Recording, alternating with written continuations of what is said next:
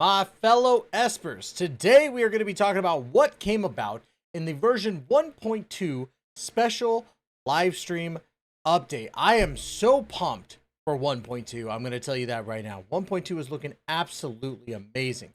So, we're going to cover all the details that came from it. If you like everness, make sure you like, comment, subscribe. Let me know what you think about 1.2 and tell me how excited you are for this update. Now, I just gotta say, y'all have been fantastic about the NTE content recently. This last video that we did with the reaction, y'all killed it with the likes and comments and stuff like that. So I appreciate every single one of you that did that, and I hope that it comes through from the bottom of my heart.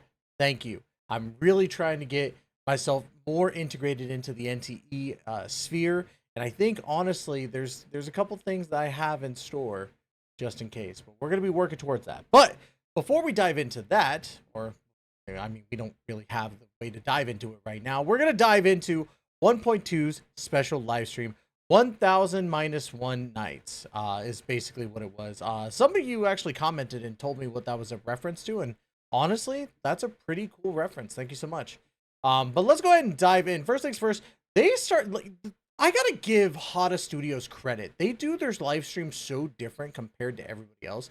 They started out with the improvements that they made. So let's dive in. Sea Angler. You can now keep your favorite fish in the house instead of just selling them. You can buy different fish tanks. You can actually adjust the pH levels. You can get salt water or regular water. They made a bunch of changes to the fish tank stuff, and I think, or not even just to the fish tank stuff, they just added fish tanks. I think that's amazing in general to actually see just little stuff like that. So I'm very excited for that. Not as crazy excited for that, but I did think that was a wonderful addition. Mahjong is getting the Richi Mahjong, which is supposed to be like a harder version of Mahjong, I think. I still got to learn how to play this better. I'm not very good at it. So we will get to that as soon as we possibly can. Houses, there will be a decor blueprint feature where you could download other people's house designs, and you'll be able to actually kind of just be lazy about it. Like for me, I haven't really decorated my house, so for me this is like a amazing thing to add, because man, I want to decorate my house, but I am just terrible. They did some other optimizations. Avatars have been refined for a better display. Improved portable music player, so you could actually click on it in the corner and it'll take you to the music player or change your music around. Long press to use materials more quickly, thank God. The racing minigame now has a player reporting feature for people who are just grifting you for no freaking reason at this point. But I feel like this is going to be abused up the wazoo for people who are constantly winning, so we'll see about that. Added an option to hide parts of an outfit, which is pretty cool. Improved Fight Club result scoring, and reduced anomaly hunt boss difficulty for stages 5 and up. I know that there have been some people who have been having an issue with the anomaly bosses past rank 5, so this is going to help you out a little bit when it comes to upgrading your stuff. They did show design changes for lshinku, who I don't really see the change all that much, to be honest with you. It looks like a little bit more definition when it comes to the hair. And defining the strands, so that's pretty cool. But other than that, I don't really see too much of a difference. But it's still really cool to see that they darkened it up a little bit. And then we see limbs, which is, I guess, different than what we've seen before. This character looks amazing. I'm gonna be honest with you. This character looks amazing. I can't wait for her to come out. She reminds me of like a silver-haired Fiorina, and I'm all for it, man. Now let's get on to the characters. We got Shinku, who's going to be a Cosmos DPS-like character. The cool thing about Shinku, and I love the fact that they're including a kit summary for this, because it makes it a little bit easier, is that Shinko's DPS abilities are going to be absolutely bonkers, right? Gonna have 2 different ultimates as well as for cutscenes, so she's being built, like, I feel as though she's being built like a super strong character, like Augusta from Wuwa, or Yabi from ZZZ, just right out the gate. So, to give a slight summary, Shinku has 2 separate combat and movement kits. In her normal form, she deals damage regularly, and players build up her Divine Spirit gauge for her Rampage form. And if she does not attack for a while in her Surging Crimson state, Rampage form, her kit changes entirely and her attacks are more intense. Excuse me.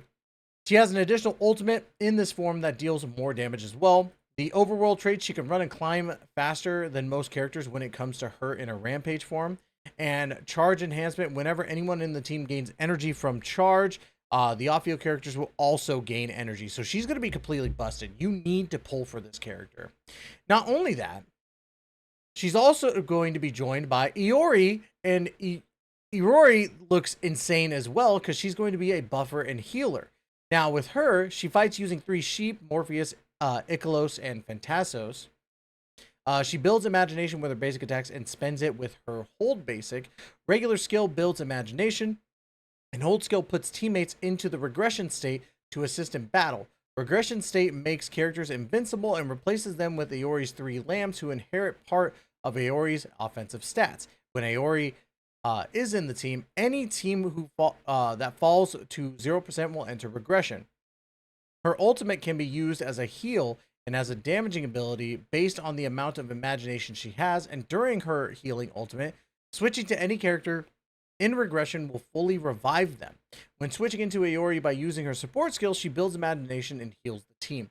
Pretty freaking nuts, dude. So even if your team goes bye-bye, they're not actually bye-bye. There's more to it. Blossom enhancement, when the Vita Bud disappears, a new one immediately grows in its place. What the chew you in and rip Edgar, he was already dead. Oh, that's funny. I like this little note right here. Yes, I will say that Iori kind of makes it so that GUN doesn't need to be in the team, and Edgar, nobody's using Edgar, which is unfortunate because Edgar is a decent healer. Iori seems to be able to rip the guitar as she plays horribly. They did show a cutscene of that, which is really fun. And both Shinku and Ori will appear in the main story. Makes sense. New version story, we already knew that it's coming out. I'm not going to go too much into the details of anything, but they did show off a lot of what's coming in 1.3, and I'm very excited for 1.3 because it looks really, really good. 1000 minus 1 nights. This is going to be the RPG mode, and my god, I didn't expect this. This was an absolute insane addition to like the games and stuff. Like, wow. So basically, think of like Elden Ring and NTE had a baby. This is what is going on. It's a tabletop game where you take the same abilities as you had before, but you could add, like, you're basically buffing up your characters as you go on. You get new costumes. It's insane. I'll read it exactly like this because I feel like this is very well explained. We get to explore an almost Elden Ring-esque land with a variety of different bosses and gameplay elements. The Warren continent is a place full of fuzzies, but dragons have taken over, and you have to help your team slay the evil dragon and enjoy a new art style based on the world of the board game. The 4-member party is the Appraiser, Mint, Aori. It's getting late at night. And Shinku sets off to explore distant regions and battle different monsters along the way. Now, it says the Crimson Dragon is the main boss, but there are going to be other bosses as well. The cool thing about this is that you're going to be able to get your own gear. You're going to be able to level up the characters individually. And every time you beat it, new parts of the region open up. So you don't just get one playthrough. You get multiple playthroughs with new stuff happening every single time. Here are some of the other cool stuff. Gear stats are randomized and span 7 different equipment slots. Appraiser skills will help you identify new gear. Good thing we're an appraiser. There are armor set bonuses that grant additional stats in this mode. Accessories come with special effects. You can change equipment at campfires and bonfires. A little on the nose NTE, I'm just saying. And you can find a fuzz merchant to trade and buy things and even meet NPCs with new quests. And gear outfits can be customized, play for stats, or play for visuals. Exactly. And what's really cool is some of these outfits will transfer to the actual game itself. Zero's getting 3 new outfits, Mid's getting 3 new outfits, Aori's getting 3 outfits, and Shinku is getting 3 outfits from this as well. The new outfits outside of that, Shinko's getting 3 outfits outside of just that, plus the new banner outfit, and Aori's getting 2 plus her banner outfit. And I'm very excited to say that both of these banners will be 3 weeks, 21 days, which I was complaining about with this last update because Lacrimosa was 21, Chaos was 14. Very excited to see that they're doing it 21 days for each one. And my god, Shinku looking fine, brother. We did get to see the stuff for Shinku first, which her glider looks amazing. The hidden dragon livery, I'm not all too excited for. It is what it is. And the outfit is not my favorite of the outfits that she has, but still very good outfit, I will say. We are getting brand new arcs for both, obviously, Shinku and Aori. Shinko's getting the brand new Blushing Mirage, and Aori is going to be getting the Wrong Gate. They didn't go over any details about what those abilities are for those, but I digress. We're getting a new motorcycle called the Draco, and the Draco is absolutely insane. The Draco will drift by having the tire do like somersaults, which is pretty crazy, but it looks like a Tron-esque type of bike, and I'm very excited for this one because it actually looks really freaking cool. So I will be driving this one, and this one will have Shinko able to actually drive it. So very cool to see. Very excited for that. We got all of our events going, gone. You can invite player or people to go to auctions with you. They will value or reveal clues about lots and when you make a move. Before entering each option, you bring a support section of your own for more intel and a test of dedication. Shadow and Seek, hiders and hunters. This is basically prop hunt. Each hider gets a random set of 3 objects. You get a decoy of your object to fool the hunters.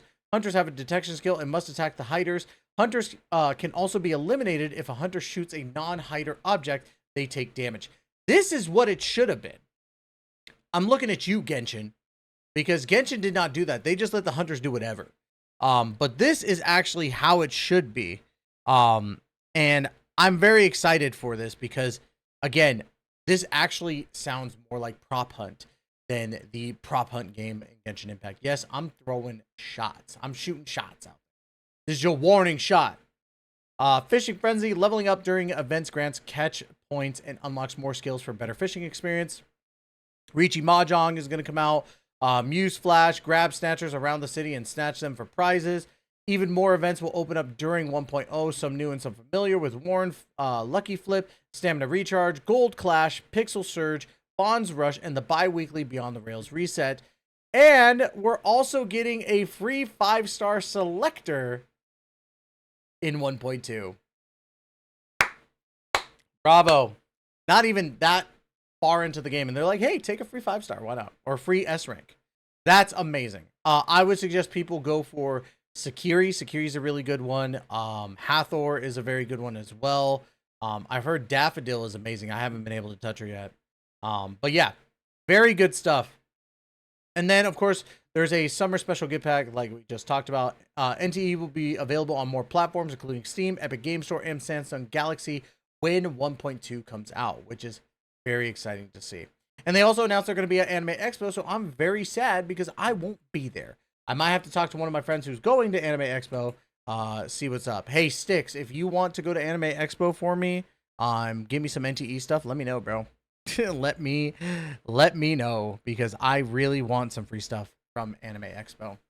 But overall, NTE seems like it's going to be an amazing 1.2 update, and I'm very excited for NTE's continued progress to being a better gacha game than most gacha games.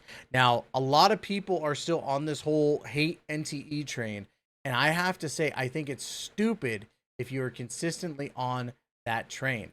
NTE is amazing, and it's getting better with every single update. And it's not to say that it's better than any other game. I'm not going to sit here and like get into this tribalistic content. That's not what I'm saying.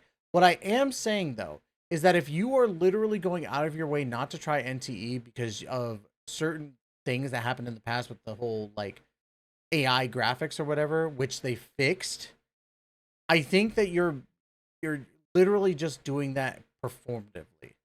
Like, NTE is going very, very well. I think NTE is growing and getting better with each iteration of an update. And I think that every new game mode that they put out there just makes it harder for me to go, I can't play this game. Because for me, I'm just like sitting here and I'm enjoying every game mode they release for the most part, except for Fight Club. Fight Club does make me rage. But yeah, everything has just gone really, really good with NTE. They have their problems, but they're fixing every single one that when they catch it. Like, so I can't really be mad at NTE. But let me know in the comments down below if you're excited for 1.2, and let me know what you're most excited for. Would love to hear your opinions. But yes, guys, Again, thank you so much for all the love you guys have been giving me lately. I deeply appreciate it. Spread the word. We're trying to spread some positivity around here. You know, all that good stuff. And tell me if the cowboy hat fits. Like, I want to know. Because people at VidCon were saying that the hat works, the cowboy hat. I might get me some more, to be honest with you. I don't see any gacha players wearing cowboy hats. So that's going to be it, y'all. Love y'all to death. And as always, we'll catch you in that next video. Please take care. Be safe.